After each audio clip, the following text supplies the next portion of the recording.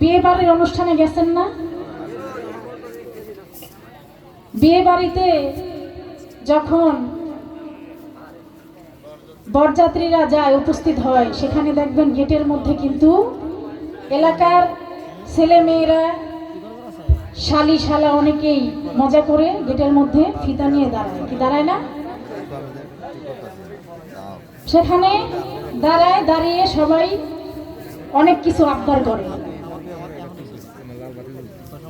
যে জামাইকে ভিতরে ঢুকতে দিলে, বরযাত্রীকে ভিতরে ঢুকতে দিলে তাকে এত টাকা দিতে হবে, এরকম একটা আবদার থাকে।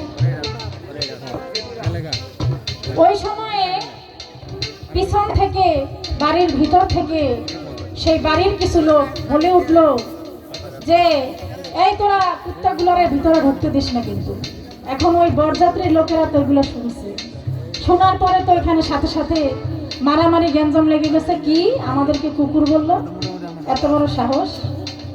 মেয়ের বাড়ির লোকেরা আমাদেরকে কুকুর বলে অপমান করলো। আসলে কিন্তু বিষয় অন্যটা। বিষয় হলো বরযাত্রীর পিছনে কয়েকটা কুকুর এসে দাঁড়িয়েছিল, ওই বরযাত্রীর সাথে যেন কুকুরগুলা ভিতরে ঢুকতে না পারে সেইটা বলেছিল, কিন্তু বরযাত্রীরা মনে করছিল তাদেরকে অপমান করে বলছে। তাহলে ভাই, এখানে কিন্তু পক্ষ বিপক্ষ থাকবে। এই গানের মঞ্চে যখন একজন শিল্পী একটা কথা বলে, আরেকজন শিল্পী সেটা মনে করে আমাকেই বলছে, কি তাই তো? তাই আমি ওরকম স্বরূপ আপনার কথাটি মনে করে আমি কথাটি ধরছিলাম, ধরে দু একটি কথা বলছিলাম। এই হলো, এর বেশি আর কথা বাড়াবো না। কথার শত্রু কথা, গাছের শত্রু লতা। তাই কথার পিছনে কথা আসবেই। যেহেতু আমরা আজকে বেশিটা সময় পাইনি, তাই দুজনকে কিছু বলতেও পারি নাই, ধরতেও পারি নাই, গানের পর্যায়ে গান রাখতে পারি নাই। ওই যে ভাই বলছে কেমন কেমন যেন লাগছে ভিতরে, কি যেন নাই, কি যেন একটা শূন্যতা। কারণ সময়ের কাজ অসময় হলে যেমন হয়। আর বেশি কথা বাড়াবো না, সময় স্বল্প। আমার ভাগে আজকে গান কমই পড়ছে, সবই ভাগ্যের খেলা, ভাগ্যের ব্যাপার। যে কয়টা আমার নসিবে ছিল আমি গাইছি, মালিক যে কয়টা গাওয়াবে তাই গাবো। আপনারা আমার জন্য দোয়া রাখবেন। আমি অনেক বড় একজন শিল্পী যদি নাও হতে পারি, আমার এই জীবন দশায় পৃথিবীতে যতটুকু সময় মালিক জীবিত রেখেছে, আমি যেন এই গানের মাধ্যমে, সুরের মাধ্যমে আপনাদের সেবা করতে পারি এবং আল্লাহ রাসূলের মহব্বতে, সোহাব্বতে, পীর মুর্শিদকে ধ্যানে খেলে বর্জকে রেখে আমি যেন পৃথিবী থেকে আমার এই প্রাণ পাখিটা উড়ে যায়, সেই দোয়া আমার জন্য সবাই রাখবেন। একজন মানুষের মতো মানুষ হয়ে মানুষের কর্ম করে যেন পৃথিবী থেকে বিদায়। তো আমি একটি গান রাখবো।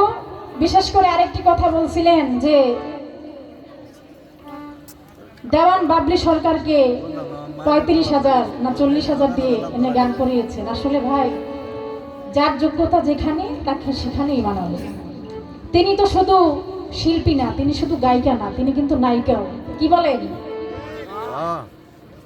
যেমন তেমন নায়িকা না, তার কাছে বড় বড় নায়িকারাও ফেল হয়ে যাবে। কি বলেন?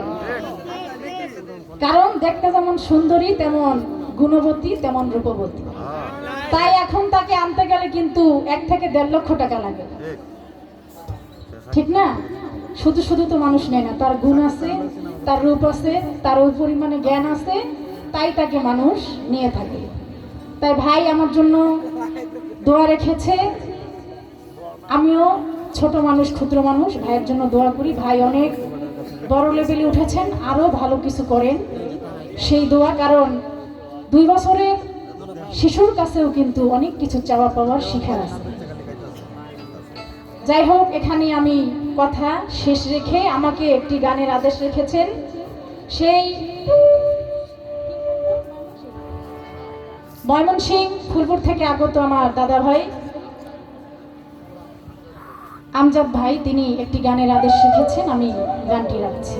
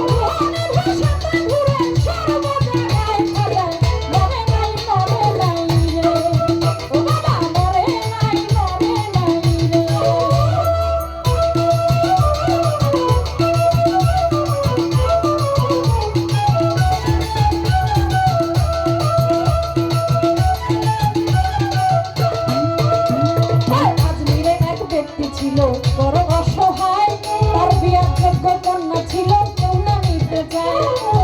আজমিরে এক ব্যক্তি ছিল বড় অসহায়, বিয়ার যোগ্য কন্যা ছিল কেউ না নিতে চায়। 500 টাকা হইলে পরে দিতে পারবে বিয়া, কোথাও পাইল না টাকা কান্দে ঘরে বইয়া। অবশেষে মনে হইল হিন্দের অলির কথা, গরিবের নেওয়াজ বুঝবে গরিবেরই ব্যথা। অবশেষে মনে হইল হিন্দের অলির কথা, গরিবের নেওয়াজ বুঝবে গরিবেরই ব্যথা। এক নিয়তে কাক দরবারে কেহ যদি যায়, তার মনের আশা পূরণ করে দয়াল খাজায়। এক নিয়তে কাক দরবারে কেহ যদি যায়, তার মনের আশা পূরণ করে দয়াল খাজায়। ওই গরিব লোকটা চিন্তা করে, গরিব লোকটা চিন্তা করে, দরবারে যাই বাবা, মরে নাই রে, খাজা মরে নাই রে।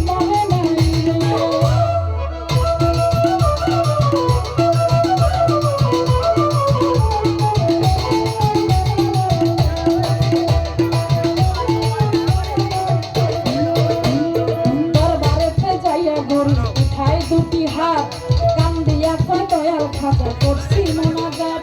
আরে দরবারেতে যাইয়া গরিব উঠায় দুটি হাত, কান্দিয়া কয় দয়াল খাজা করছি মোনাজাত।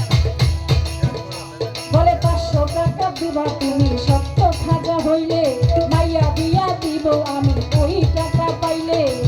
500 টাকা দিবা তুমি সত্য খাজা হইলে, মাইয়া বিয়া দিব আমি ওই টাকা পাইলে। এইভাবে 3 দিন হইয়া গেল গত, তবু ওই গরিব বেটায় টাকা পাইল না তো। এইভাবে 3 দিন হইয়া গেল গত, তবু ওই গরিব বেটায় টাকা পাইল না তো। টাকা না পাইয়া বেটায় বাইরে গেল হাঁটি, বাহির হইতে হাতে তুইলা নিল একটা লাঠি।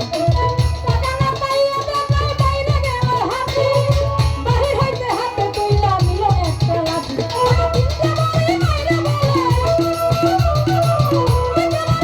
বলে, খালি হাতে যাই বাবাই, মরে নাই রে, খাজা মরে নাই রে।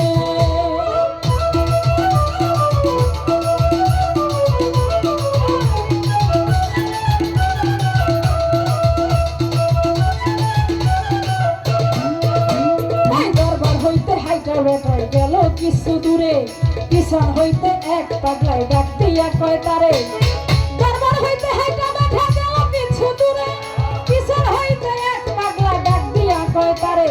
পাগলের ডাক শুইনা বসা হইয়া গেল খারা, পাগলে তার হাতে দিল 500 টাকার তোরা।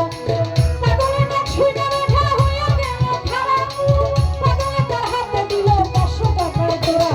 গরিবে কয় টাকা চাইলাম খাজারও দরবারে, আমার বাবাই তো দিল না টাকা, যাচ্ছি খালি ফিরে। গরিবে কয় টাকা চাইলাম বাবার দরবারে, আমার খাজাই তো দিল না টাকা, যাচ্ছি খালি ফিরে। আমি তোমার টাকা কেন নিব, তোমায় চিনি না, তোমার পরিচয়টা না পাইলে টাকা নিব না। আমি তোমার টাকা কেন নিব, তোমায় চিনি না, তোমার পরিচয়টা না পাইলে টাকা নিব না। পাগল বলতে শোনা টাকা, পাগল বলতে শোনা টাকা, কম্বল উঠাই বাবাই, মরে নাই রে, খাজা মরে নাই রে। জিন্দা আলী খাজা বাবা, জিন্দা আলী খাজা বাবা, খান করিলে নাই বাবাই, মরে নাই রে, ও খাজা মরে নাই রে।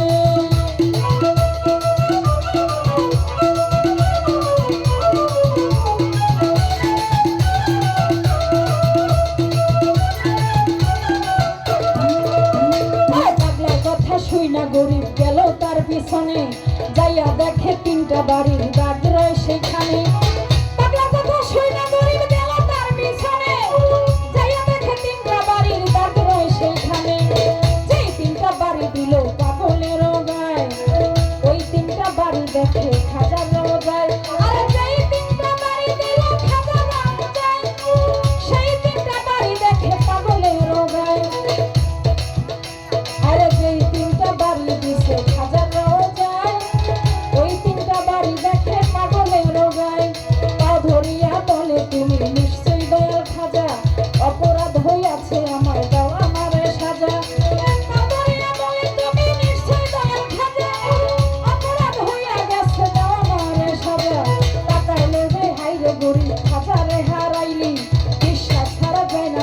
খাঁচায় আল্লাহ